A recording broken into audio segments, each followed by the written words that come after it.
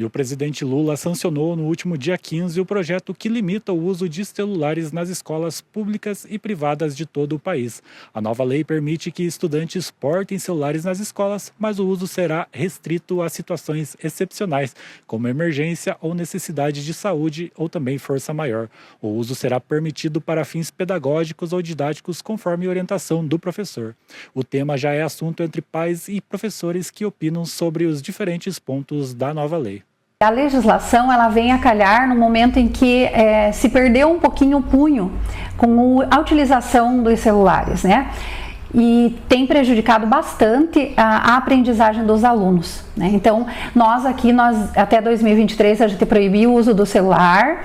Em 2024 a gente liberou um pouquinho mais de amplitude para que o aluno trouxesse e o professor pudesse utilizar, visto que os laboratórios a gente estava em reforma, não conseguia atender, mas não foi uma experiência muito positiva. Por quê? Explico, porque os alunos, na verdade, eles não têm maturidade para a utilização pedagógica desse instrumento, né? Então eu sempre digo assim que o instrumento móvel, pequenininho, né, que é o celular, ele acaba deixando muito à mão, né? E o aluno não tem esse controle. O professor lá com as suas palavras tentando dar a sua aula e entra uma mensagem. Então o aluno acaba dispersando e acaba sendo prejudicado na aprendizagem. O que a gente percebe, né, em sala de aula é que a gente está tendo uma diminuição da atenção dos alunos, né, no professor, na explicação do professor, e isso é necessário para eles aprender por conta do celular. Então, está com o celular, está portando o celular, tem uma notificação, eles querem ver, e isso tira a atenção deles, né? Então, pelo bem da aprendizagem e pela retomada de atenção né, dos estudantes no geral, eu acredito que seja bom essa lei para nos amparar, para nos ajudar. E entre as principais preocupações dos pais, destacam-se os casos de emergência. Uma das dúvidas mais recorrentes é como as escolas conseguirão comunicar todos os responsáveis ao mesmo tempo em situações de ação emergencial.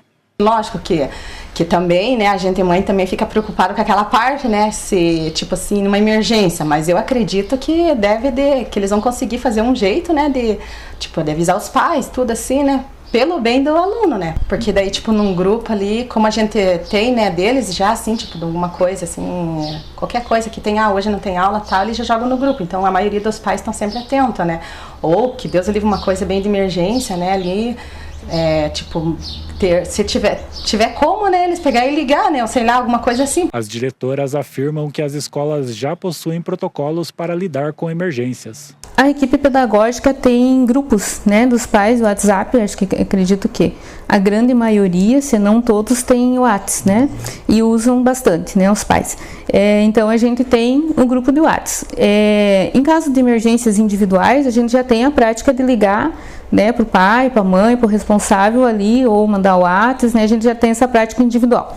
Felizmente, até hoje não precisamos de uma evacuação coletiva, né, mas se for o caso, acredito que, né, a princípio a gente faz toda a segurança, né, e depois a gente comunica via grupos e faz uma força-tarefa aí para avisar, né, a maioria aí. Nós já temos um plano de abandono, né, que a gente tem aí com a brigada escolar, que já ensina, e são 2 exercícios obrigatórios que a gente tem que fazer por ano, em que a gente tira todos os alunos de dentro dos espaços escolares, fiscaliza se não ficou nenhum, aí tem todo um procedimento para os alunos cadeirantes, com mobilidade reduzida, para os cegos, né, para os autistas, que a gente retira primeiro, mas isso é um protocolo que já é treinado dentro das escolas estaduais.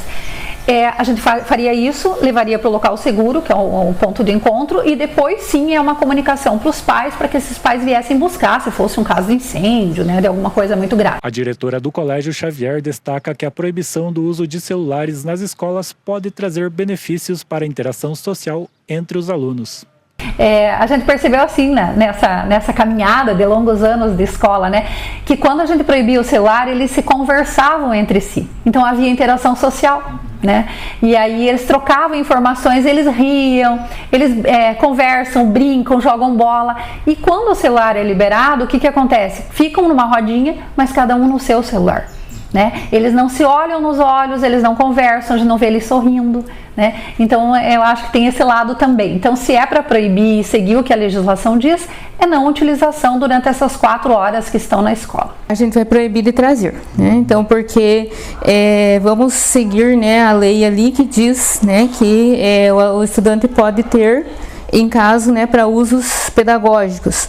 Porém, a escola já tem um aparato tecnológico, né? Então a gente tem 2 laboratórios de informática, a gente tem tablets, a gente tem Chromebook, a gente tem todo o aparato tecnológico que o aluno necessita para desenvolver atividades pedagógicas, né? Então, não necessita do aparelho próprio deles. A implementação da proibição do uso de celulares nas escolas traz desafios, uma vez que existem dificuldades de fiscalização em escolas com grande número de estudantes. Então, se a gente pegar essa parte da legislação, ela é bem difícil de ser cumprida, sabe, Diego? Porque numa escola como a nossa, que é gigante, que tem 21 turmas no período da manhã, por exemplo, 20 turmas à tarde, né, mais as turmas da noite, e nós temos cursos que vêm no contraturno, você não tem como monitorar.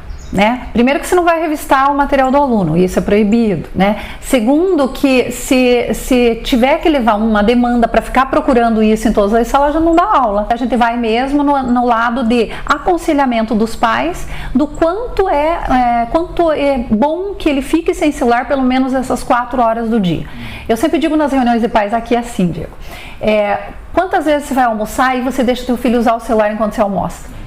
Né? Quantas vezes você diz para o teu filho dormir e mesmo assim ele finge que vai dormir e fica embaixo do lençol lá usando o celular?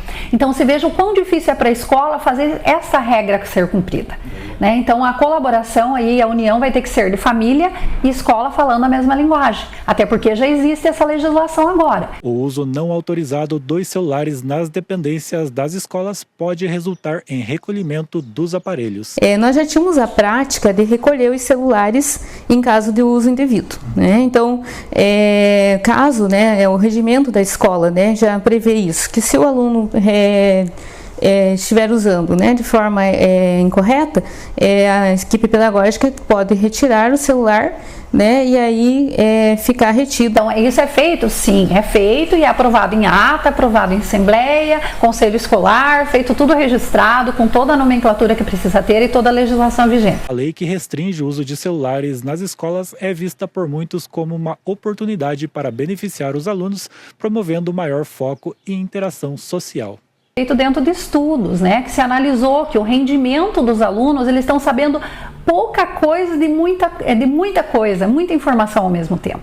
E aí acaba que ele não tem um aprendizado profundo, em que ele mostre o conhecimento e ele precisa disso. Então nós sabemos hoje que até a linguagem é modificada por causa das mensagens, né? Eles abreviam palavras que não têm abreviatura, eles escrevem palavras pela metade, eles usam siglas que não existem, e aí numa redação do vestibular ou numa entrevista de emprego, eles não sabem nem a comunicação correta.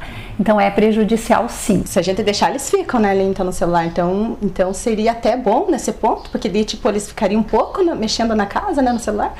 E na escola eles iam se focar mais, né? Tipo, iam prestar mais atenção, que eles não ia ter nada para tirar o foco deles, né? Então seria nesse ponto. As telas estão tomando uma proporção muito grande na vida das pessoas. Não digo nem só das crianças e adolescentes, mas para eles, no sentido cognitivo, traz um prejuízo muito grande, né? Então a gente tem notado a falta de atenção, o prejuízo na leitura, a escrita, né, o cálculo básico está cada vez mais comprometido, né? E está mais do que provado por especialistas, né, que ou escrever ou saber a tabuada, né, como a gente fala, ele não é só uma questão de para que eu vou precisar disso na minha vida, é uma questão cognitiva, né, ajuda a desenvolver o cérebro, ajuda a desenvolver, né, várias áreas aí, né. Então esse pedido que eu vou fazer para os pais. Pais, por favor, venham nas reuniões da escola para a gente conversar sobre isso. Agora no início do ano letivo vai ter as reuniões, para a gente tirar as dúvidas, para todo mundo falar a mesma linguagem, porque escola e família têm que caminhar juntos, caso contrário a educação desanda. A educação não é só da escola, né? As pessoas têm mania de dizer, a educação é um todo, né? Ela vem da família sim, mas ela é complementada com a escola.